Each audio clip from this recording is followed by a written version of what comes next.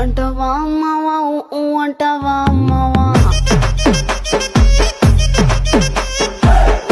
అంటవా అమ్మవా అంటవా అమ్మవా తెల్ల తెల్లగుంటే ఒకడు తెల్ల కిందులవుతాడు, నల్ల నల్లగుంటే ఒకడు అల్లారల్లరి చేస్తాడు.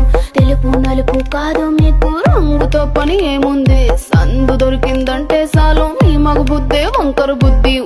అంటవా అమ్మవా అంటవా అమ్మవా